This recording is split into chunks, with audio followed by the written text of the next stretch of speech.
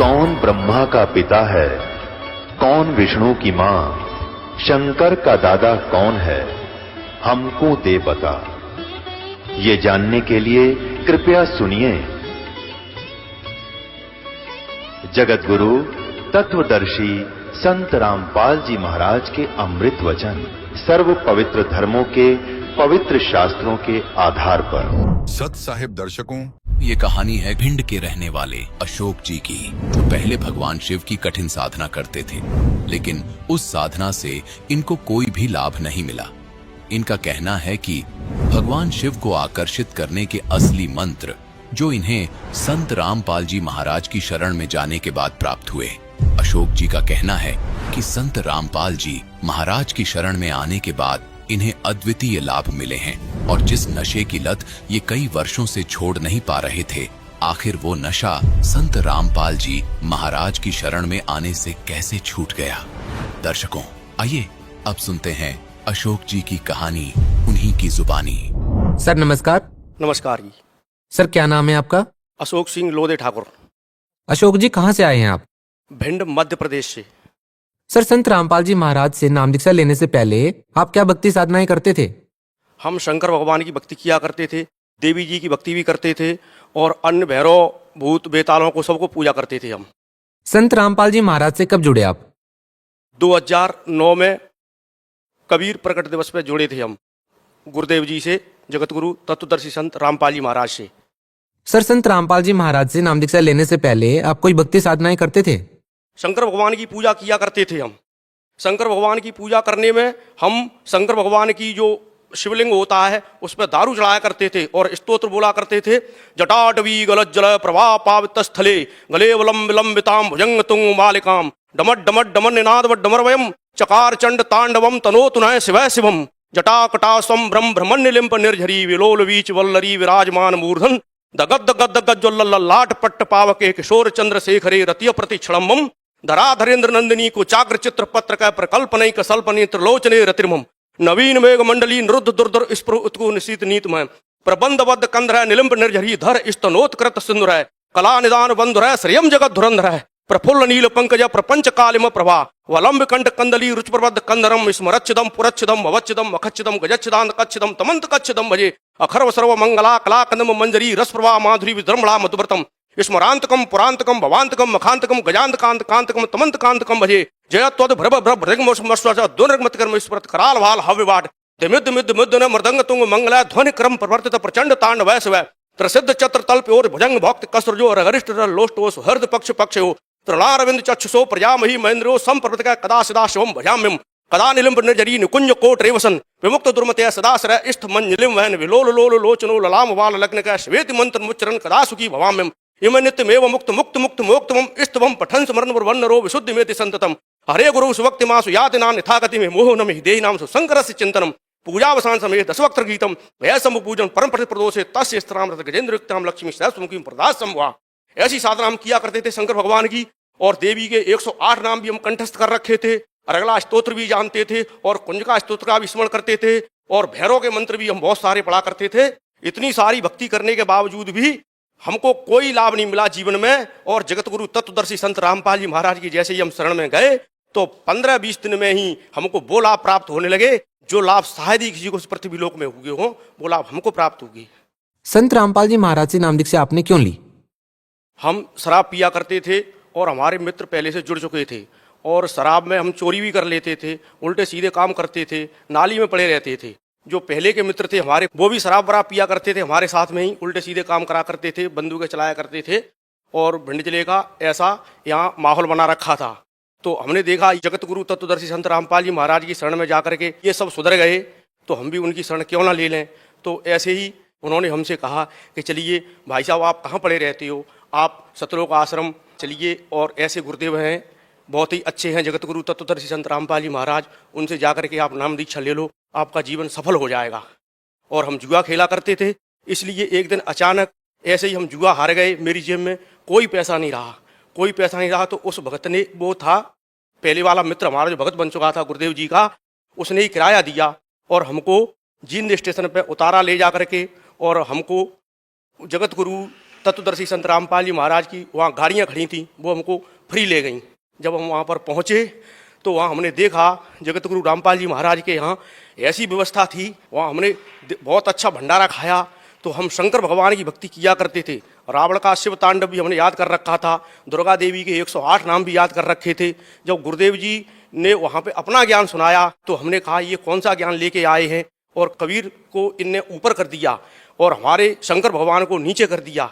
जब हमने वहाँ पर देखा और समस्त शास्त्रों को अपने घर पे आकर के मिलाया जो गुरुदेव जी कह रहे थे, और वो पुस्तक एक पहले चलती थी भक्ति सौदागर को संदेश, जगत गुरु तत्वदर्शी संत रामपाल जी महाराज की, उस भक्ति सौदागर संदेश में जो लिखा था उसको हमने समस्त शास्त्रों से मिलाया। समस्त शास्त्रों से मिला करके तो हमने कहा ओ तेरा भला परमात्मा आए हुए हैं जगत गुरु तत्वदर्शी संत रामपाल जी महाराज, ये ज्ञान तो कभी किसी ने नहीं दिया, ये ज्ञान दे रहे हैं जगत गुरु। तो इन्हीं की शरण में रहने से हमको बहुत अच्छा लाभ हुआ, और बीड़ी पुड़िया तम्बाकू खाने से सारे हमारे दांत खराब हो गए थे और हृदय में भी दर्द हुआ करता था। क्यों, हम सिगरेट पीते थे, गांजा भी पी लेते थे लोगों के साथ में, और जगत गुरु तत्वदर्शी संत रामपाल जी महाराज की बदौलत वो सारे व्यसन हमारे छूट गए और ऐसी भक्ति मिली कि समस्त शास्त्रों का प्रमाण देख करके और हमने जगत गुरु तत्वदर्शी संत रामपाल जी महाराज की भक्ति करी तो भक्ति से हमको बहुत सारे लाभ प्राप्त होने लगे। जैसा कि आपने बताया कि संत रामपाल जी महाराज से नाम दीक्षा लेने के बाद आपको बहुत सारे लाभ मिलना शुरू हो गए, तो हम आपसे ये जानना चाहेंगे कि संत रामपाल जी महाराज से नाम दीक्षा लेने के बाद आखिर आपको क्या क्या लाभ मिले। जगत गुरु तत्वदर्शी संत रामपाल जी महाराज के हमें नाम दीक्षा लेने के बाद हमको क्या क्या लाभ प्राप्त हुए, उनकी हम गणना आपको गिनाएं तो यहाँ बहुत ही कम पड़ जाएगी। प्रथम तो हमको एक बार जब हमको दूसरा नाम परमात्मा ने दे रखा था जगत गुरु तत्वदर्शी संत रामपाल जी महाराज ने, तो एक बार हमको क्या हुआ कि करंट लग गया। मैं घर पे चक्की चलाता हूँ, आटा चक्की, तो आटा चक्की में से हमको जैसे ही करंट लगा, करंट लगने से हम पट्टे में लपट गए, और पट्टे में जैसे ही हम उसमें अंदर चले गए तो हमारा ये कान और हमारी ये हड्डी अस्थि पंजर सब हमारे टूट गए। मैंने सब, मेरी रोटी भी जो खाना खाया था वो भी मेरा बाहर निकल आया। तो मैंने कहा परमात्मा अब तो हम यहाँ से जाने वाले हैं, परमात्मा अगर आप चाहते हो जन्म मरण से मुक्ति दिलाना चाहते हो तो हमने सतनाम का स्मरण किया, परमात्मा आप हमको यहाँ से पार कर ले चलो, अब तो बस यहाँ जी लिए। हमारा पूरा घर नामदानी हो चुका था। अमृत जल डाला गुरुदेव जी का और जो प्रसाद देते वो खिलाया, तो हमारी अमृत जल डालने से हमारी जो है सांसें लौट आई। तो परमात्मा यहाँ कहते हैं कि वह अपने कोष से, वेदों में प्रमाण है कि वह परमात्मा अपने कोष से अपने भक्त की आयु भी बढ़ा देता है। तो उन्होंने हमारी आयु भी बढ़ा दी और भक्ति बरकरार रखने के लिए हमको जीवन दान दिया परमात्मा ने। अब हम इससे ज्यादा क्या कहें। जगत गुरु तत्वदर्शी संत रामपाल जी महाराज परमात्मा के रूप में आए हुए हैं। और क्या लाभ मिले आपको? एक बार हम अपने बच्चा छोटा था हमारा, तो वह भक्ति कम करता था, नाम उपदेश तो उसने ले लिया था लेकिन भक्ति पर उसका दिमाग कम लगता था। तो मोटरसाइकिल से जा रहा था, जीन्स का पैंट पहने हुए था, तो अचानक हम भक्ति ज़्यादा करते हैं, घर पे अपने लगे रहते हैं, तो वो छोटा बच्चा था तो वह ज़्यादा जो है कहता था पापा जी आप भक्ति करते रहते हो। तो अब वो एकदम मोटरसाइकिल से उसका ऐसा एक्सीडेंट हुआ, उसका पैंट पूरा जीन्स का फट गया, पूरा जीन्स का पैंट फटा। परमात्मा ने अध पर ले लिया, लौट करके आके कहने लगा पापा जी आपके गुरुदेव जी ने तो आज हमको बचा लिया। जगत गुरु तत्वदर्शी संत रामपाल जी महाराज परमात्मा के रूप में आए हुए, अब हम भी भक्ति किया करेंगे। तो छोटा बच्चा भी लाइन पे आ गया और उसको जो जीवन दान परमात्मा ने दिया। एक जीवन दान हमारा बड़ा बच्चा रायपुर में रहता है, रायपुर में वो रसोई का काम करता है और ठेकेदारी लिए रहता है। तो मोटरसाइकिल से जा रहा था अपने सेठ की से, पीछे बच्चा बैठा था, वह बच्चा नाम उपदेश दिलवा दिया था। यहाँ ग्वालियर में नाम उपदेश मिलता है हमारे यहाँ। वो बच्चे को नाम उपदेश दिलवाने से दूसरे वाले बच्चे को, तो वो बच्चा एकदम उसका क्या एक्सीडेंट हुआ कि वो तो खंड कर लेता था, पी पा लेता है, वो नहीं चला गुरुदेव के मार्ग पे। तो मेरे बच्चा जो है मोटरसाइकिल से, बड़ी मोटरसाइकिल थी, उससे ऐसा गिरा कि ऐसी कट थी, इतनी भयंकर कट थी कि कहने लगा कि पापा जी पता नहीं है हमको वहाँ परमात्मा ने कैसे ले जाके बिठा दिया उस, वो पुलिया कहते, पुलिया में भीतर वो मोटरसाइकिल चूरमा बन गई। और चूरमा बनने के बाद मेरे बड़े बच्चे को भी परमात्मा ने जो है जीवन दान दिया। जगत हाँ नशा करता था वो छोड़ दिया, और सारे व्यसनों से हमारे समाज में जो हमको बुरी दृष्टि से देखते थे वो लोग अच्छी दृष्टि से देखने लगे कि अशोक सिंह नरवरिया अब आलमपुरा गांव का बहुत ही सुधर चुका है और बहुत ही जगत गुरु तत्वदर्शी संत रामपाल जी महाराज के शरण पहुंचने के बाद इसको बहुत सारे लाभ हो रहे हैं, और इतने लाभ गाँव में किसी को नहीं हो रहे हैं। सर आप भगत समाज को क्या संदेश देना चाहेंगे? संदेश हम ये देना चाहते, जगत गुरु तत्वदर्शी संत रामपाल जी महाराज परमात्मा के रूप में इन्हीं के चोले में आए हुए हैं और इनसे नाम दीक्षा लें और अपना जीवन कृतार्थ करवाएं और जन्म मरण रूपी इस रोग से मुक्ति पाएं। बहुत बहुत धन्यवाद। नमस्ते सर। दर्शकों, अभी आपने सुने संत रामपाल जी महाराज से दीक्षा प्राप्त करके सुखी हुए भक्त के अनुभव। अब देखिए जगत गुरु तत्वदर्शी संत रामपाल जी महाराज के मंगल प्रवचन। तब वो कहने लगा, अरे गांव वालों, कौन गोपाल दास महात्मा दादू पंथी कहने लगा, अरे गांव वालों, मेंटल ये नहीं, मेंटल तो तुम हो। अब साधु संत तो कुछ भी कह दिया करे, सारी मान्या करते, सब चुप हो गए। क्या बात महाराज, कि यो तो भाई भगवान से मिलका रहे हैं। जो क्या करें, तू क्या नारा राम तो मिलका रहा है, यो तो राम तो मिलका रहा थारा बच्चा। और भाई तुम हमारा बीच में बोलियो मत ना, तुम अपना काम करो। उन्होंने सोची भाई इनकी बिरनिया के अटपट कर रही महात्मा क्या बात कर रहा है। वो फिर धीरे धीरे उस बच्चे के पास गया, वो निकट जा, वो भाग ले, जैसे बालक गतिविधि करते हैं, कभी इधर फुर कभी इधर फुर। तो थोड़ी सी जब दया हुई उस परम पिता की, अब तीसरे दिन जाकर गरीबदास जी ने मुंह खोला, कहा देखो गोपाल दास, अगर सारी वाणी लिखे तो मैं लिखवाऊंगा, नहीं तो भाई बीच में छोड़ कर जा तो मैं लिखवाऊं नहीं तेरे। गोपाल दास कहने लगा, महाराज मैं तो कति करते फारिग हो रहा हूं और इससे काम के लिए निकला हूं दाता। जब तक आप कहोगे तब तक आपके चरणों में बैठ कर मेरे पास यह लेखन विद्या दी है भगवान ने। मैं बाणिये के घर जन्म है मेरा, भगवान की खोज में मैं निकला हुआ हूं और आप जो जो कहोगे मैं लिखता रहूंगा। एक बही होती थी पहले, ये कापी कुपी तो होती नहीं थी, पहले बाणिये बही रखते थे, लंबी लंबी, इतनी लंबी, 3-3 फुट लंबी और 9 इंच चौड़ी हुआ, उसको ऐसे फोल्ड कर, तो उसमें लग गए लिखण।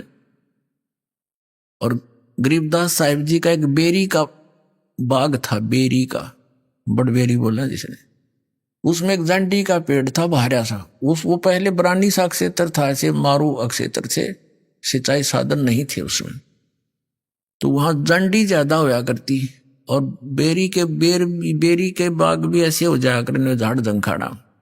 तो उसमें बैठ के उसके नीचे 6 महीने तक गरीबदास साहिब जी बोला करते थे और दादू पंथी गोपाल दास जी लिखा करते थे। तो वो गॉड गिवन ज्ञान गरीबदास साहिब जी के माध्यम से कबीर परमात्मा ने अपनी महिमा पुनः चित्रार्थ करवाई। इसमें कबीर सागर के अंदर एक कबीर बानी चैप्टर है, उसमें 136 और 37 पृष्ठ पर लिखा है, काल के 12 पंथ चलेंगे। उन 12 पंथों में से 12वां पंथ गरीबदास पंथ होगा, जिसका जन्म 1774 में होगा। उसमें गलती से 75 लिखा है। तो वो 12वां जो हंस होगा मेरा, ये क्या है कि जैसे ये 12 कबीर पंथ चले हैं, इनके जो प्रथम भगत थे, जैसे श्री चूड़ामणि जी थे, जिसे मुक्तामणि भी कहते हैं, धर्मदास जी के पुत्र थे, जो कबीर साहिब के आशीर्वाद से हुए थे। उससे लेकर गरीबदास तक साहिब जी तक ये 12 पंथ है। प्रथम जो हंस थे वो 1 नंबर के हंस थे, यानी परमात्मा के भेजे हुए अपने स्पेशल हंस थे। और उसके बाद फिर ये 12 और हैं, वो ऐसे ही डुप्लीकेट थे। और 12वां जो थे गरीबदास जी, ये भी परमात्मा की विशेष आत्मा थी। एक तो फर्स्ट को ज्ञान दिया था, फिर इस लास्ट को दिया है।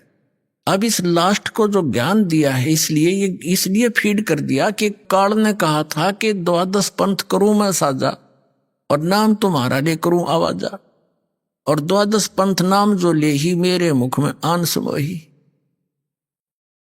और अनेक पंथ चलाऊं, जैसे राधा स्वामी पंथ, ये धन धन सतगुरु पंथ, जय गुरुदेव पंथ, ये निरंकारी पंथ, ये तसे ये क्या नाम, बालयोगेश्वर, ये सतपालर, आसाराम जी, और ये सुधांशु जी, और ये तो है सिद्ध रामकृष्ण थे ये पुजारी, ये तो अंडरस्टूड है। और ये जो दूसरे पंथ काल के, ये राधा स्वामी, धन धन सतगुरु, जय गुरुदेव, और भिवानी वाला, जनोद वाला, ये सारे अनेक पंथों में से काल न चला रखे, सतलोक और सचखंड के नाम लेकर के, और कख पता नहीं इन्होंने उसके बारे में। तो कहने का भाव ये है कि परमात्मा ने कहा था कि धर्मदास बीच में कबीर मेरे वाले मार्ग में ये काल के पंथ ही घुसेंगे, काल के दूत, और मेरी महिमा मेरे द्वारा बोलेगी कबीर सागर की, और कबीर वाणी को कुछ ये फेरबदल करेंगे अपनी अनजान बुद्धि के अनुसार। तो यथार्थ ज्ञान को ये खत्म कर देंगे। अपने आत्माओं, जो आरती हम करते हैं कबीर परमात्मा की, ये ना कबीर सागर में, ना कबीर साखियों में, ना कबीर शब्दावली में, और न ही कबीर बीजक में। तो वो अंश निकाल दिया इन्होंने। वो एक बहुत पुराना कबीर सागर, उसके अंदर से ये ली गई थी, आज से 250 वर्ष पहले ये वाणी लिखी, और वो अब है नहीं। तो इन काल के दूतों ने जहां जहां इनके नहीं समझ में आई उसको कुछ निकाल दिया, कुछ में फेरबदल कर दी, कुछ न्यो की न्यो छोड़ दी जो इनका समझ में नहीं आई, तो वह भी बची रहेगी परमात्मा की कृपा से। तो उसमें कहा है कि बर में पंथ प्रगट हुआ मेरी वाणी, और शब्द हमारे का निर्णय ठाड़ी।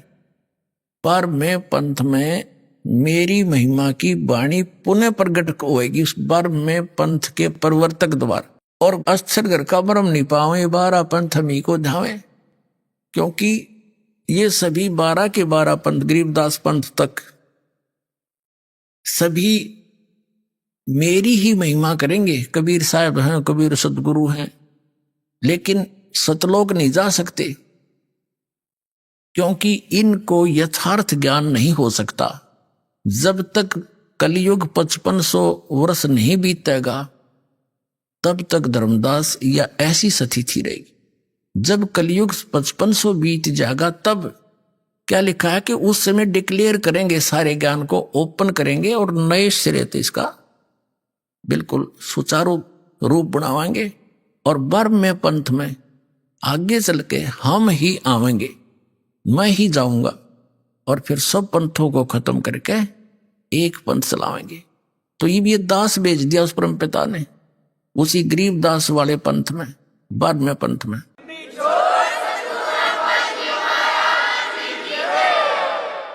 तो गरीबदास जी ने जो ज्ञान दिया, उस गरीबदास पंथी भी नहीं समझ सके।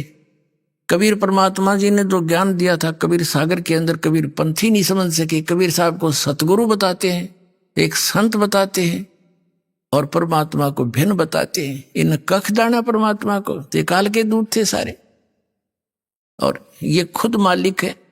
कबीर सागर में लिखा, धर्मदास जी जब सतलोक में लेकर गए और तो वापस छोड़ा, तो वहां देखा वही परमात्मा जो नीचे से गए थे वही सिंहासन पर विराजमान थे, अनंत कोट ब्रह्मांड के सिंहासन पर। और वहां पर सब बाग बगीचे, और भगवान के सिर पर मुकुट था, ऊपर छतर था, और सब गाते बजाते गए। सब गले में सुंदर हीरे मोतियों की माला पहन रखी थी। सब जो वहां भगत पहले मुक्त होकर चले गए या पुराने आदिवासी वहां के हैं, तो वहां रह रहे थे। सारी विस्तार बता रखा। अरे ये अज्ञानी कबीरपंथी ने होके वहां चेतन प्रकाश है, बस उसमें बिंदु टाइप आत्मा घूमती है, और कुछ नौके उसमें जाकर मिल जाती है, बस चेतन प्रकाश में प्रकाश मिल गया, खत्म। तो इन्हें खाक ज्ञान था। तो परमात्मा ने कहा था बर में पंथ हम ही चले आवे, आगे चल के उसमें नहीं। क्यों 12 पंथ तक कह दिया कि ये तो अस्थिर घर का मर नहीं पावे, और ये 12 पंथ हम ही को जावे।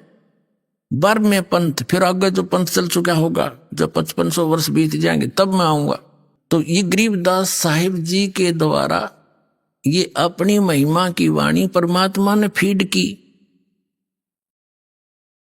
और वो गरीबदास साहिब जी ने लिपिबद्ध की, और आज वो हमारे पास उपलब्ध है।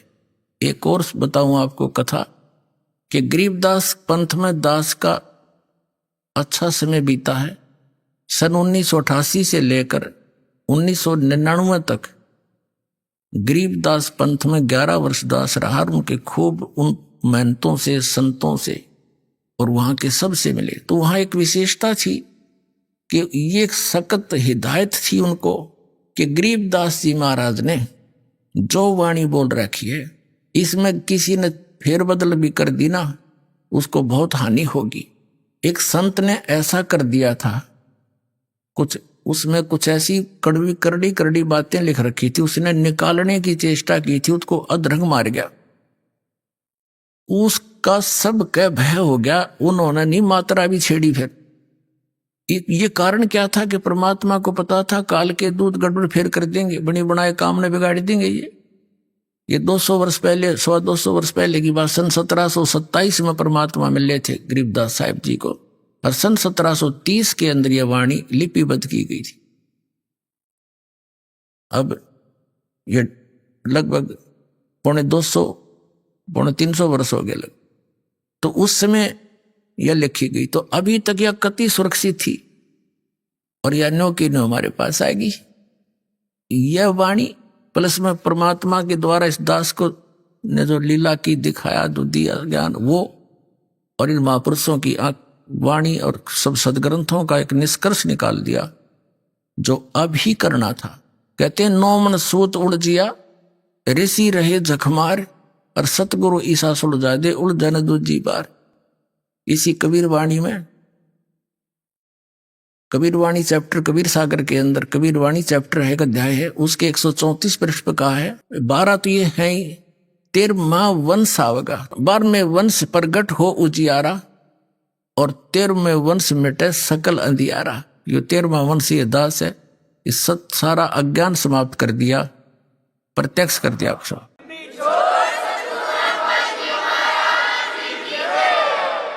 अब क्या हुआ कि वो गरीबदास साहिब जी की वाणी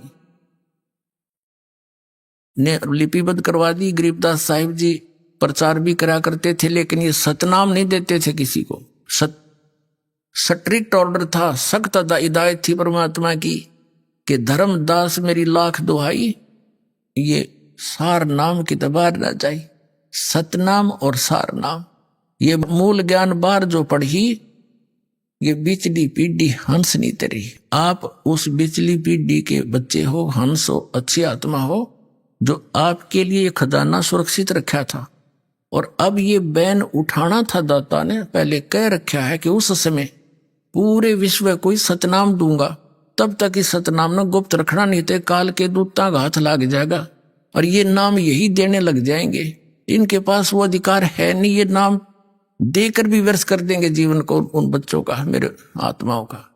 तो इसलिए कहा था, गरीबदास साहिब जी को भी कहा था कि इसको तुम जाप करना, अपना कल्याण कराओ, लेकिन अभी नहीं बताना, किसी को देना नहीं। गरीबदास साहिब जी को एक परंपरा ये दो दास तक आई है। गरीबदास साहिब जी ने आदरणीय शीतलदास साहिब जी, जो गरीबदास जी के तुरंत नाद के शिष्य बने थे वचन के, उनको दिया था और उसको कहा था ये गुप्त रखना ओनली, और समय आने पर हिदायत दी जाएगी तुम्हें, उसको देना। तो ऐसे चलते चलते ये इस दास के पास आया था। मेरे गुरुदेव ने इस दास के अतिरिक्त ये किसी को सार नाम की छीट भी नहीं लगने दी। सत्कर मानना।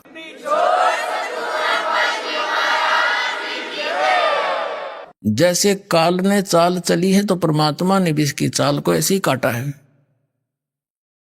सौछल सीधर मैं करूं अपने जन के काज। तो प्रसंग जो दास आपको क्लियर करना चाह रहा था, वो अब प्रारंभ होगा।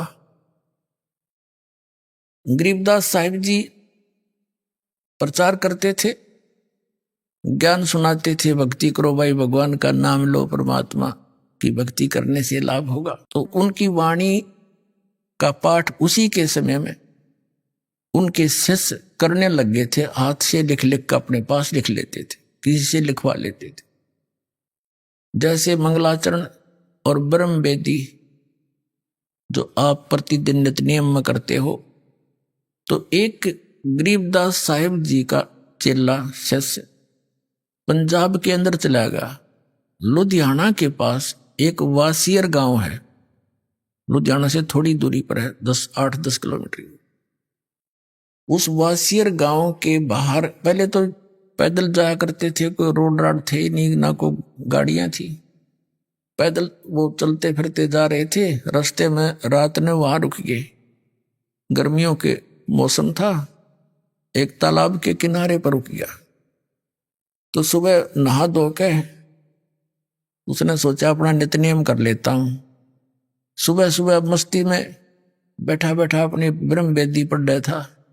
ज्ञान सागर अति उजागर निर्विकार निरंजनम ब्रह्म ज्ञानी महादानी सत्सुकृत दुख बंधनम, ये सारी जोर जोर से लय ला के पढ़ रहा था। तो वहां एक राम राय नाम का एक सिख था, बड़ा, उसकी भी अच्छी जमीन थी, 800-900 एकड़ जमीन का वो किसान था, जमींदार था।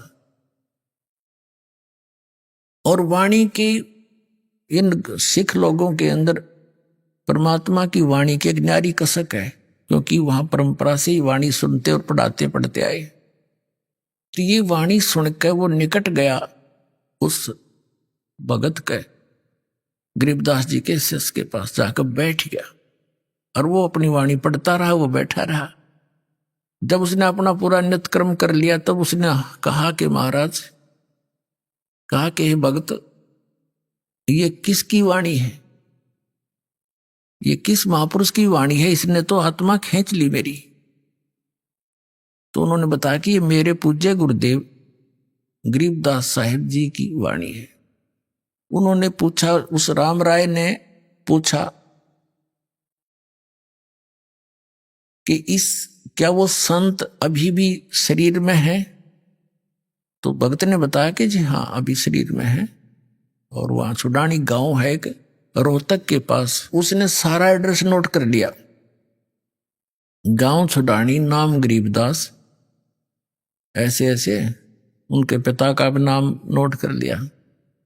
और वैसे तो पता है संत साधु एक ही होते हैं, संत गांव में एक आधा वेल नोन होते हैं, फिर भी वो वहां से चला।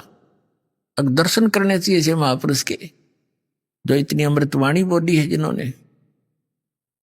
तो वहां गए, जाकर देखा, पूछा भाई छुडानी गांव पूछा, उस नाम गरीबदास जी महाराज से मिलना है। तो क्या करें, घर का जोगी जोगड़ा और बाहर का योगी सिद्ध। तो गांव में इतनी कदर नहीं थी उस महापुरुष, क्योंकि लाल की परख करनी थोड़ी हुआ करें। बाहर के कुछ लोग व्यक्ति 2-4-10 आसपास के गांवों के शेष हुए थे। और उस समय कोई विशेष काम किसानों को होता नहीं था। वर्षा होगी तो काम पाया, नहीं तो खाली रहते थे। तो वहां आ बैठते थे वह। अब गरीबदास जी के जो नाना जी थे वो बहुत बड़े पैसे वाले व्यक्ति थे। उन्होंने एक मकान सा बना रखा था जिसको नौरा बोला कर देसी भाषा में।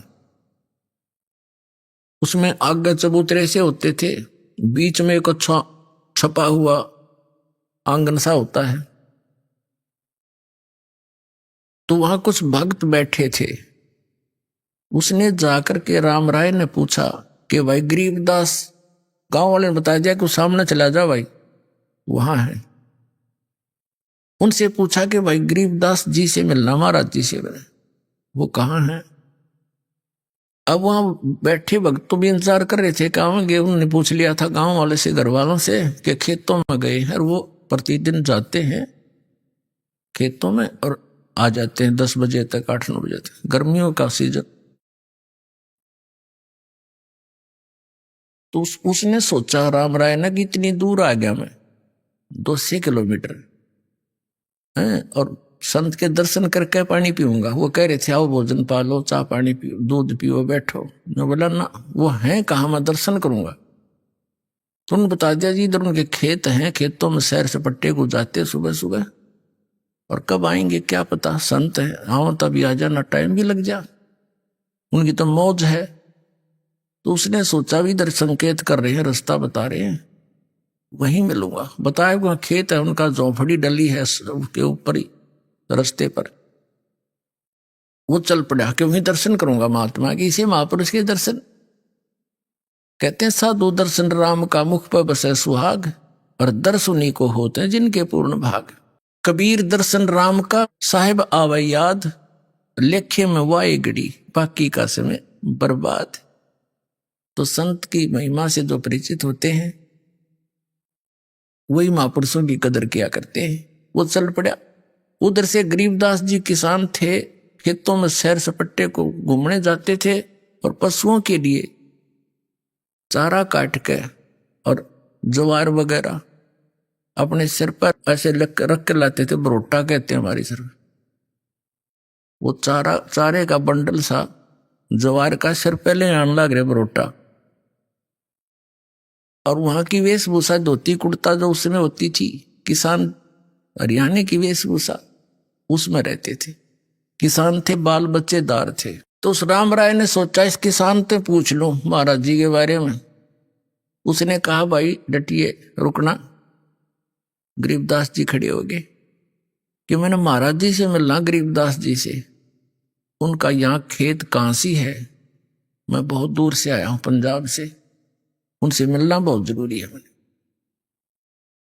अब गरीबदास जी तो अंतर्यामी थे। उन्होंने सोचा यदि मैं न्यू कहूंगा इसने कि मैं हूं भाई गरीबदास, बोल क्या कहेगा, क्या बात है। तो ये यहीं से वापस हो लेगा, मेरी एक नहीं सुनेगा। क्योंकि उस भक्त ने, राम राय सिख ने,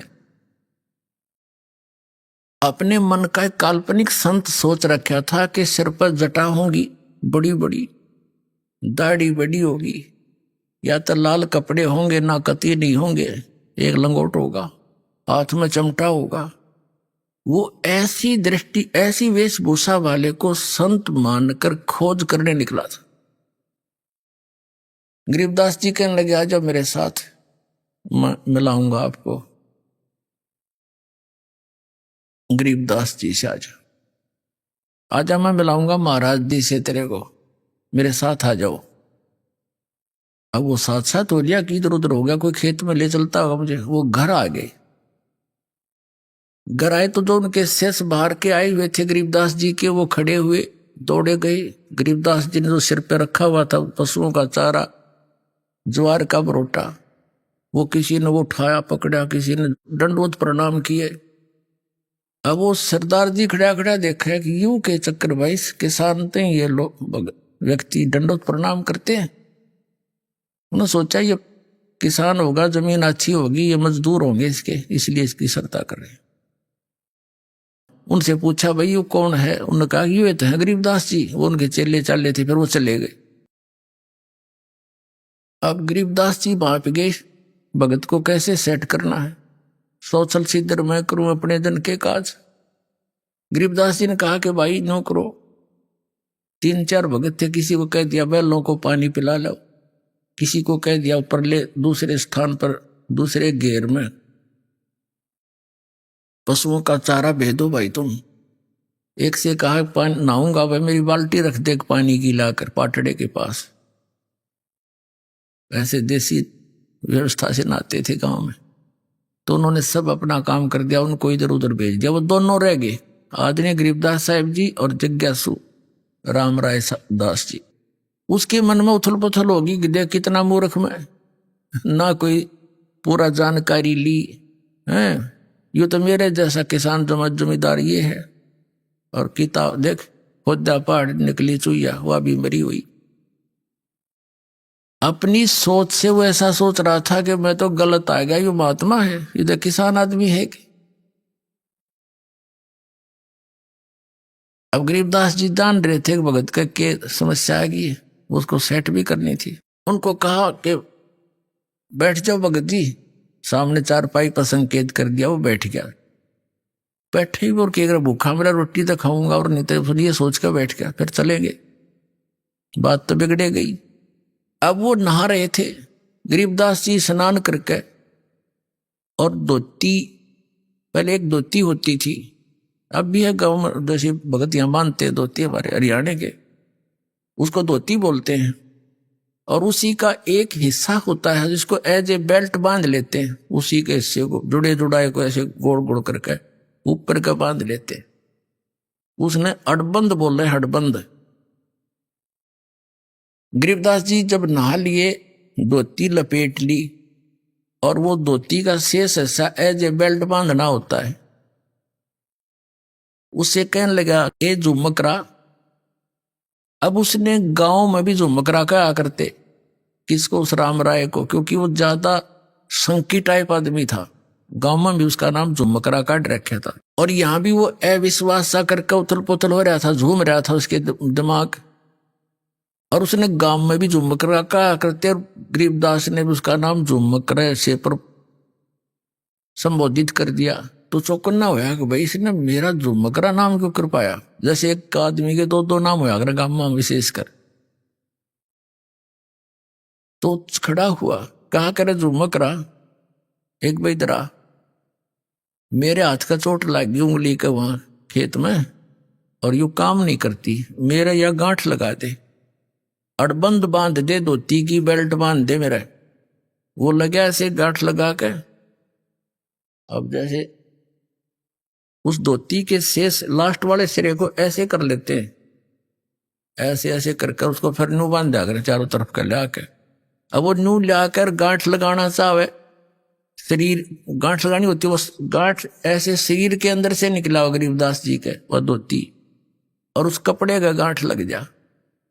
और गरीबदास जी ने ध्यान दूसरी साइड में कर, उसने सोचा तेरा पर उल्टी साइड तो पकड़ा गया, गलत लग गया। उन्होंने फटाफट फिर खोला, दोबारा फिर ऐसे करके गांठ लाई और नो खींचा, फिर उस धोती का लाएगी। तीसरी बार फिर ऐसे ही किया, जब गरीबदास जी ने कहा अरे झुमकरा, मैं तो तेरे जैसा किसान हूं भाई, धोती क्यों ना बनती तेरे थे। नो देखा ऊपर न, भाई मानस तक हो नहीं, सिंपल मैन नहीं है, शरीर दिखर शरीर के भागे धोती निकलना गरीब अंधा थोड़ा ही। ऊपर को देखा तो वो राम राय जो है श्री विष्णु जी के पुजारी थे, उनको सुप्रीम पावर मान्या करते थे।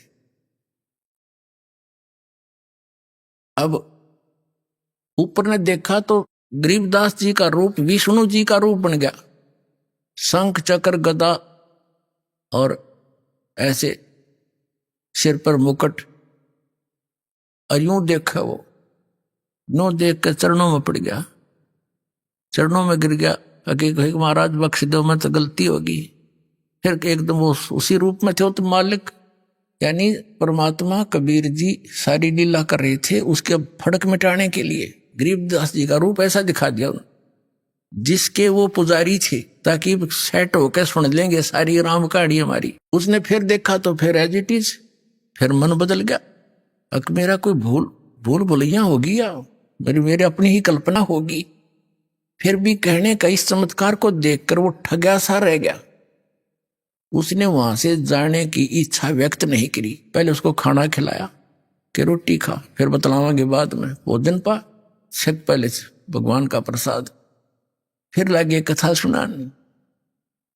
अब क्या कहने लगे, और राम राय झुमकरा कहने लगा कि हे भगवान, ये ज्ञान जो आप बता रहे हो कि इन ब्रह्मा विष्णु महेश से भी ऊपर कोई और परम शक्ति है जिसको मैं आंखों देख कर आया हूं, तो आपकी बात पर अविश्वास नहीं हो सकता। सारा गांव गवाह कि ये तो मर गए थे, वो ऐसे चले गए थे, फिर आए ऐसे बोले। तो गांव वाले भले ही ना मानते थे, पर उस पुण्यात्मा का तो सारी बात जचे थी, क्योंकि आदरणीय नानक साहब जी को परमात्मा ऐसे लेकर गए थे, फिर वापस छोड़ा था। हम सुल्तानी नानक तारे दादू को उपदेश दिया, जात जुलाहा भेद न पाया, वो काशी माहे कबीर हुआ। तब उसने पूछा कि हे भगवान, ये ज्ञान तो आज तक किसी ने नहीं बताया हमारे तई। तब गरीबदास जी कहते हैं, तत्व भेद कोई ना कहे रे झूमकरा, ये पैसे ऊपर नाच सुनो राई झूमकरा। कोटों मध्य कोई नहीं रे झूमकरा, अरबों में कोई गर्क सुनो राई झूमकरा। कहते हैं कि ये तत्व भेद कोई ना कहे रे झूमकरा, सब पैसे ऊपर नाच सुनो रे झूमकरा। सब ने अपना दुकान खोल रखी, नकली संतों में तो इन ब्राह्मणों ने। और कहते इस तत्व वेद का ज्ञान देने वाला जो मैं बता रहा हूं, उस तत्व ज्ञान को बताने वाला, कोटों मध्य कोई नहीं रह झूमकरा, यानी करोड़ संतों में नहीं मिलेगा तुझे इसके बताने वाला। अरबों में कोई गर्क सुनो रहा झूमकरा, अरब मनुष्यों में, अरब मार्गदर्शकों में कोई एक मिलेगा तेने गर्क, गर्ग का अर्थ होता है संपूर्ण ज्ञान युक्त, कंप्लीट इन ऑल रिस्पेक्ट, यानी उसको पूर्ण ज्ञान हो परम पुरुष का, और वो पूर्ण कंप्लीट कोर्स हो मोक्ष मार्ग का, सारे मंत्र सही हो जिसके पास, कहता वो अरबों में मिलेगा तुझे, वो संत है। जैसे गीता जी अध्याय नंबर 7 के श्लोक नंबर 19 का ये भावार्थ समझाने के लिए दास ने यह सारी अमर कथा सुनानी पड़ी महापुरुषों की। उसमें क्या लिखा है कि बहुनाम जन्मानाम अंते ज्ञानवान माम प्रपद्यते, बहुत बहुत जन्मों के किसी अंत के जन्म में ये ज्ञानी ब्रह्म तक की साधना करते मेरी। अब लेकिन वासुदेव सर्वम इति, समात्मा सो दुर्लभ है, ये कोड वर्ड है, कोई बालका ये कोई आम कवि की लिखी हुई गीता है, ये कोड वर्ड है। और कोड वर्डों को यानी सांकेतिक शब्दों को टीचर ही समझ सकता है, और ये नकली टीचर थे, इनको समझ में नहीं आया, इनको इनकम्प्लीट कोर्स था इनका। जो ये हमारे धर्म गुरु थे, आचार्य शंकराचार्य, ब्राह्मण मंडलेश्वर, जितने भी थे हिंदू धर्म के, इन पुराणों का ज्ञान नहीं। और तक भी गीता को तो समझेंगे कैसे, वो तो सिंपल ज्ञान था, उसमें स्पष्ट लिखा है इनका जन्म मृत्यु होता है, ब्रह्मा विष्णु महेश की माता पिता कौन है, ये आज तक नहीं समझ पाए। तो क्या बताया है कि वासुदेव सर्वमिति स महात्मा सो दुर्लभ है, ये बताने वाला कि वो वासुदेव यानी सर्वशक्तिमान, सबके ऊपर कंट्रोलर, यानी जिसकी सत्ता सबके ऊपर है, वो कुल धनी ही पूजा के योग्य है, वही मोक्षदायक है, वही पाप नाशक है, और वही सारे ब्रह्मांडों का सभी का जनक है, वो सभी आत्माओं का पिता है। केवल उसी की ही भक्ति करनी चाहिए, ये बताने वाला संत महात्मा तो बड़ी मुश्किल से मिलेगा अर्जुन। तो यहां गरीबदास जी भी वही कह रहे हैं, कोटों मध्य कोई नहीं रे झुमकरा, अरबों में कोई गर्क सुन रही झुमकरा, तत्व भेद कोई ना कहे रे झुमकरा, ये पैसे ऊपर नाच सुनो रही झुमकरा। एक समय गांव में एक ब्राह्मण कथा कर रहा था, और उसने 30 दिन के लिए कथा रख दी, 30 दिन कथा करूंगा। अभी आपने सुने संत रामपाल जी महाराज के मंगल प्रवचन। आइए अब सुनते हैं संत रामपाल जी महाराज से नाम दीक्षा लेकर सतभक्ति करके अद्भुत लाभ प्राप्त करने वाले अनुयायी के विचार। ये कहानी है उड़ीसा की संजुक्ता दासी जी की, जो उनके जीवन में आए बड़े बदलावों और चमत्कारों की गाथा है। संजुक्ता जी पहले भगवान कृष्ण, साईं बाबा और माता दुर्गा की भक्ति करती थी। वो सप्ताह में 6 दिन उपवास रखती थीं, लेकिन फिर भी उन्हें कोई लाभ नहीं हुआ। उनके जीवन में समस्याएं बढ़ती चली गईं। इनकी बेटी गंभीर रूप से बीमार थी, और साथ ही पति भी स्वास्थ्य समस्याओं से जूझ रहे थे, और घर की आर्थिक स्थिति भी बेहद खराब थी। संजुक्ता जी और उनका परिवार कई तांत्रिक उपाय और धार्मिक कर्म कांडों में भी लगे रहे, लेकिन सब कुछ असफल रहा। एक दिन जब संजुक्ता जी टीवी चैनल बदल रही थीं, तो इन्होंने संत रामपाल जी महाराज का सत्संग देखा। संत रामपाल जी के ज्ञान ने उन्हें बहुत प्रभावित किया, और इन्होंने सतलोक आश्रम जाने का निर्णय लिया।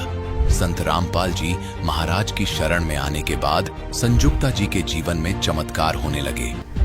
संत रामपाल जी महाराज की कृपा से संजुक्ता जी और उनका परिवार अब सुखी और समृद्ध जीवन जी रहे हैं। अब सुनिए संजुक्ता दासी जी की दुखमय से सुखमय भक्ति सफर की कहानी इन्हीं की जुबानी। नमस्कार जी। नमस्कार जी। क्या नाम है बहन जी आपका? मेरा नाम संजुक्ता दासी है। बहन जी कहाँ से आए हैं आप? मैं उड़ीसा की रहने वाली हूँ। संत रामपाल जी महाराज से नाम दीक्षा आपने कब ली? 2013 अप्रैल 7 तारीख को। संत रामपाल जी महाराज से नाम दीक्षा लेने से पहले क्या आप कोई भक्ति साधना करते थे? हाँ, मैं भगवान कृष्ण जी की भक्ति करती थी, और साईं बाबा की भक्ति करती थी, माता दुर्गा की भक्ति करती थी, और उपवास भी करती थी। बहन जी आप साईं बाबा की पूजा करते थे, व्रत करते थे, कृष्ण जी की पूजा करते थे, तो इन सब भक्ति साधनाओं से आपको क्या क्या लाभ हुए? मुझे कोई नहीं लाभ हुआ, बरंग मुझे हानि हुआ है। मैं उनकी इतना भक्ति करती थी, पूरी हफ्ता में मैं एक बार खाना खाती थी। सोमवार, मंगलवार, बुधवार, वीरवार, शुक्रवार, रविवार, मैं हर हफ्ता में मैं 6 दिन व्रत रखती थी और शनिवार को खाना खाती थी। लेकिन मेरी और परेशानी और बढ़ती जा रही, और लड़की मेरी इतनी बीमार हो गई, मैं दिल्ली के हर हॉस्पिटल में लेके गई, मेरी लड़की सही नहीं हुआ। मेरी लड़की की स्किन प्रॉब्लम हो गई और सांस की प्रॉब्लम हो गई। सारी डॉक्टर ने मना कर दिए, बोले ये ठीक नहीं होगा, जब तक ये दवाई लेते रहोगे वो ठीक रहेगा, दवाई छोड़ने के बाद फिर वही बीमारी हो जाता। स्कूल में लड़की जब मेरी जाती थी, स्कूल में मैडम उसको सबसे पीछे बिठाती थी। लड़की मेरी बहुत इंटेलिजेंट पढ़ाई में थी, उसको बच्चे के पास से बिठाने नहीं देते थे। लड़की आके मेरी से रो के बताती थी, मम्मी मैडम मुझे पीछे बिठाते। मैं कोई नहीं बेटा। फिर उसके बाद मैं हर किसी से पूछती थी मेरी लड़की कैसे सही होगी। कोई मुझे गुणी गारेडी सबके पास गई है, मंगला साहब गई है, वहाँ भी नीलाई कपड़ा वहाँ पर फेंक के आई हूँ, मेरी लड़की सही नहीं हुई। बहुत चिंता मन में, कम से कम 4-5 साल वो बीमारी रहा। फिर उसके बाद हमारे आर्थिक स्थिति भी बहुत खराब थी और भक्ति करते करते भी इतने हम परेशान थे। मेरी पति बहुत बीमार रहते थे, सीढ़ियाँ चढ़ नहीं पाते थे और घुटन में हमेशा दर्द है और सर्दी जुकाम खांसी, हमेशा बिस्तर में पड़ी रहते थे। बहन जी, आपने बताया कि आप 6 दिन तक कुछ नहीं खाती थी, एक ही दिन खाना खाती थी। इतनी ज्यादा आप देवी देवताओं के व्रत करते थे, भक्ति करते थे, उसके बावजूद भी आपकी बेटी को एक बीमारी थी जिसके कारण आप बहुत ज्यादा परेशान थे। आपके पति भी बीमार थे, आपकी आर्थिक स्थिति भी खराब थी। तो फिर संत रामपाल जी महाराज की शरण में आप कैसे आए? हम टीवी के चैनल घुमाते घुमाते संत रामपाल जी की सत्संग आ रहा था, हमने ज्ञान समझ में आया, संत रामपाल जी महाराज की शरण में आए। बहन जी, संत रामपाल जी महाराज की शरण में आने के बाद क्या आपके दुखों का छुटकारा हुआ? संत रामपाल जी महाराज की शरण में आने से हमें तो बहुत कुछ लाभ हुआ है। सबसे पहले मेरी बेटी इतना बीमार रहती थी, दिल्ली के हर डॉक्टर ने मना कर दिए थे। संत रामपाल जी महाराज के शरण में आने से, उनके नाम जाप करने से और मेरी बेटी ठीक हो गई। मेरी बेटी इतना दुखी थी और मेरी बेटी के पीछे मैं भी बहुत दुखी रहती थी। स्कूल में उसको सबसे पीछे बिठाते थे, कोई उसके पास नहीं बैठते थे। इसकी इतना ही एलर्जी थी, सांस की प्रॉब्लम थी, वो ठीक हो गया। दूसरा, मेरे पति की घुटन की बीमार थी और सांस की बीमार थी और सर्दी जुकाम हमेशा लगी रहती थी। संत रामपाल जी महाराज की शरण पे आने से उनकी सारी बीमारी दूर हो गई और वो सीढ़ियाँ भी चढ़ पाते और सांस की प्रॉब्लम, घुटन की प्रॉब्लम सब दूर हो गई। मेरी बेटी की कुंडली बना हुआ था, उसमें लिखा हुआ था 42 उम्र में तुम्हारा माता की मृत्यु है। फिर हमने पंडित के पास गए, दिखाए, वो बोले नहीं जी तुम्हारी उम्र इतना है। फिर हमने 42 उम्र जैसे मेरी हुआ, 42 उम्र में मेरी अचानक मुझे स्ट्रोक हुआ। स्ट्रोक होने के कारण मेरी ब्रेन हैमरेज हो गई। फिर उसके बाद जैसे ब्रेन मेरे हैमरेज हो गई, घर में कोई नहीं थे, सिर्फ मेरी लड़की अकेली थी। मेरी लड़की को तो पहले ही पता है मम्मी की 42 उम्र में मृत्यु होगा। मेरी बेटी ने चिल्लाया, सारी गली वाला इकट्ठा हो गए, मुझे रिक्शा में डाल के हॉस्पिटल, प्राइवेट हॉस्पिटल में ले गए।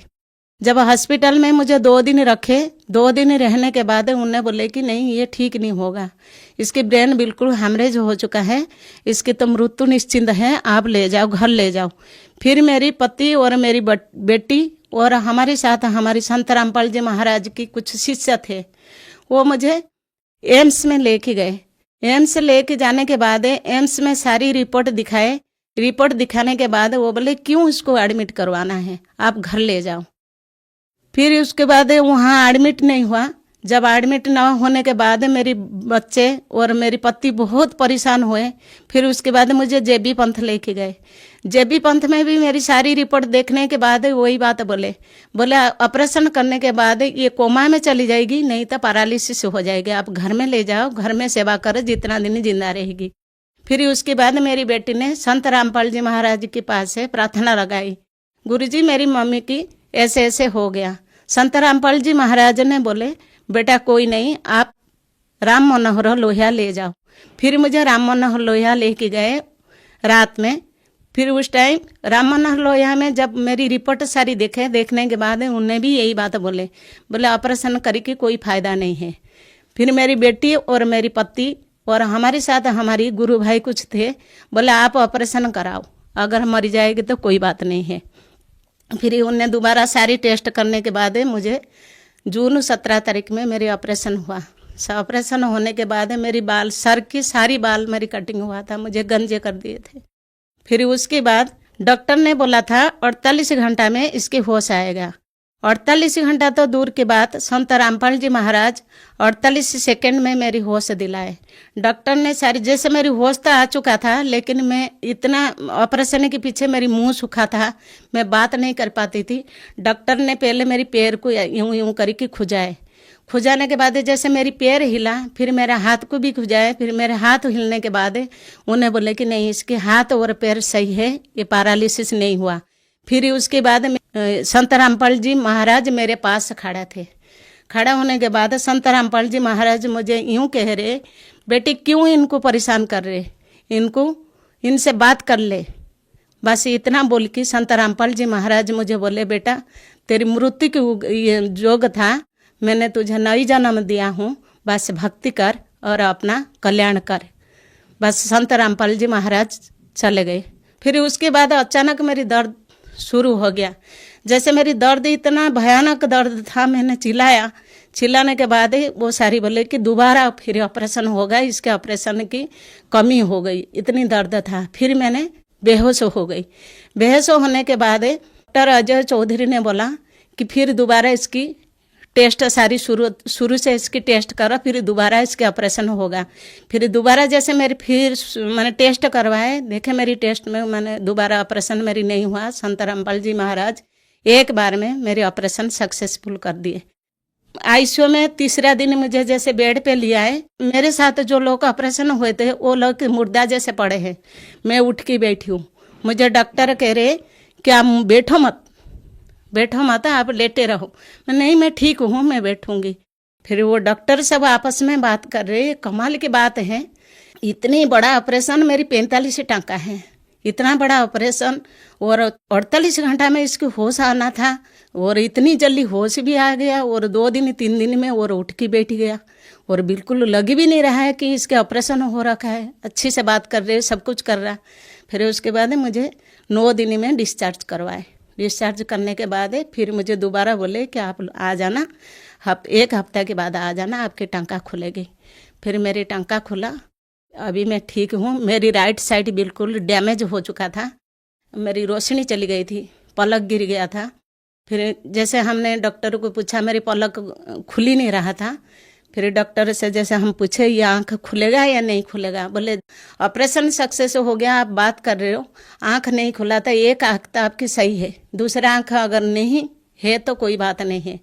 फिर उसके बाद मैं टीवी में चैनल में संत रामपाल जी की सत्संग आता है, मेरी परिवार सारी बैठ के देखते थे, मुझे लेके जबरदस्ती वहाँ बिठाते थे, लेकिन मैं देख ही नहीं पाती थी, क्यों ना मुझे हर चीज़ 4-4 दिखता था, 4-4 दिखता था मुझे, मैं कांस्टेंट मेरी आंख नहीं रहता था। फिर मैं कहती थी कि मैं सत्संग नहीं देखूंगी, क्यों ना मुझे तो गुरुजी एक नहीं दिखते, मुझे 4-4 दिखते हैं, मैं सत्संग नहीं देखूंगी। मैं सत्संग हो रही थी, जैसे मेरी पति मुझे जबरदस्ती लेके बिठाए, मैं बहुत रोई हूँ। मैंने मुझे क्यों बिठा रहे, मुझे तो हर चीज़, आप भी 4 देख रहे हो, बच्चे भी 4 देख रहे हैं, मुझे सारी चीज़ 4-4 देख रहे हैं। फिर मेरे पति ने मुझे बोले, देख तेरी आँख बंद थी, अभी तो खुली भी गई और 4-4 दिख रहे, संत रामपाल जी महाराज तुझे एक भी दिखाई देंगे, सही से तो टीवी देख। मैंने ऐसे देखी, मैंने रोई। संत रामपाल जी महाराज को मैंने ये कहा, मैंने हे गुरुजी मैं आपकी शरण में हूँ, आप मेरी आँख एक करवा दो, मुझे हर चीज़ 4-4 दिख रही है। मैं टीवी देखते देखते, सत्संग देखते देखते मुझे एक दिखाई दिया। मैंने बहुत तेज से चिल्लाई, मुझे एक दिख रही, मुझे एक दिख रही। मेरी बच्चे से वो दोनों लड़की मेरी है, मेरी लड़का नहीं, 2 लड़की हैं, और लड़की मेरी आ गई भाग की, बोला मम्मी आपको एक दिख रही। मैंने हाँ बेटा मुझे एक दिख रही। फिर उसके बाद धीरे धीरे मेरी आँख खुली हो गई, ये मेरी राइट साइड है ये आँख, थोड़ी सी प्रॉब्लम है, लेकिन मुझे हर चीज़ दिखता है। फिर मैंने जब गई राम मनोहर लोहिया, जब गई डॉक्टर के पास, अजय चौधरी ने मुझे बिठाया, मेरी फ़ोटो खिंचाए, फ़ोटो खींची कि उनके राम मनोहर लोहिया हॉस्पिटल में मेरी फ़ोटो भी लगी हुई कि इतना बड़ा बीमारी है और इसके आँख डैमेज हो गई थी, इसके आँख भी सही हो गई। वो सोचते कि हमारी पीछे हमने ट्रीटमेंट करे, जो ये इतना बड़ा पेशेंट है ये सही हो गई। लेकिन मुझे तो पता है, मैं संत रामपाल जी महाराज की शरण में जो भी कृपा हो रही संत रामपाल जी महाराज कर रहे, फिर मैं अभी बिल्कुल सही हूँ। और दूसरा भी लाभ, मुझे इतना बड़ा लाभ संत रामपाल जी दे रखे हैं। मेरी बेटी एम्स में डॉक्टरी की पढ़ाई कर रही, 1 साल में 12 कंप्लीट करा और 1 साल में एमसी और नीटी और जीपी मार तीनों पेपर दिया था। तीनों पेपर में मेरी बेटी का नंबर आया था, इतना अच्छा नंबर, और एम्स में 99.8 आया है। सब संत रामपाल जी की कृपा से है, दया से है। संत जो भी कुछ आज मेरे घर में है संत रामपाल जी की दया से है।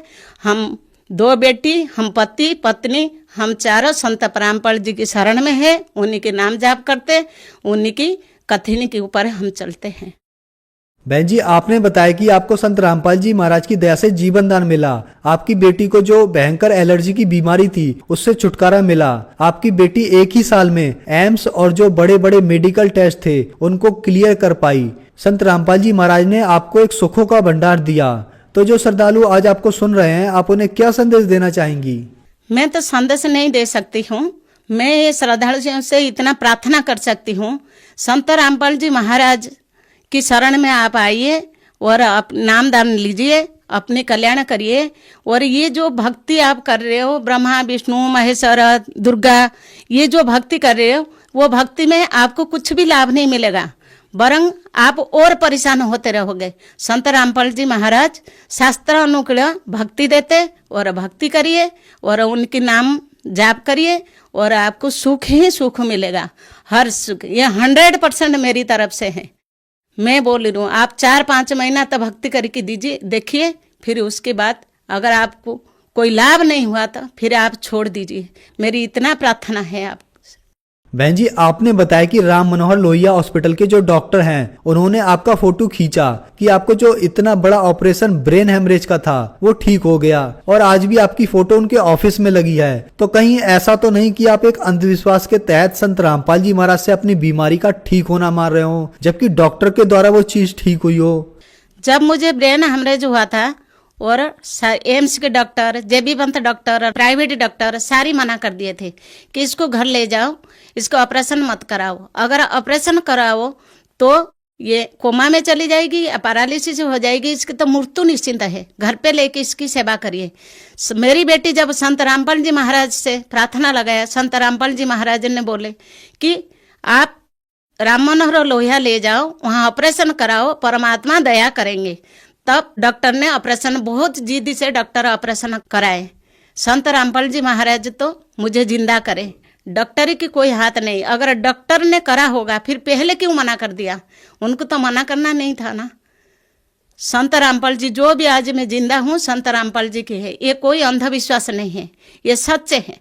बहन जी, संत रामपाल जी महाराज की शरण में कोई आना चाहे तो कैसे आ सकता है? टीवी पर कई चैनल में संत रामपाल जी महाराज के सत्संग आता है, नीचे एक पट्टी आता है, वहाँ पर मोबाइल के नंबर है, उसी मोबाइल नंबर से आप पता करोगे और आसपास के नामदान केंद्र से आप नाम ले सकते हैं।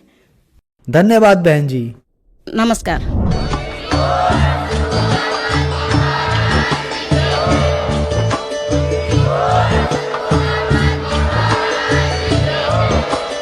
आप सुन रहे थे जगत गुरु तत्वदर्शी संत रामपाल जी महाराज जी के मंगल प्रवचन। अधिक जानकारी के लिए विजिट कीजिए हमारी वेबसाइट www.jagatgururampalji.org। संत रामपाल जी महाराज जी के शुभ आशीर्वाद से पूरे विश्व भर में 500 से भी ज्यादा नाम दीक्षा केंद्र हैं, जिन पर संत रामपाल जी महाराज जी द्वारा ऑनलाइन निशुल्क नाम दीक्षा दी जा रही है। अपने नजदीकी नाम दीक्षा केंद्र का पता करने के लिए संपर्क करें 8222880541।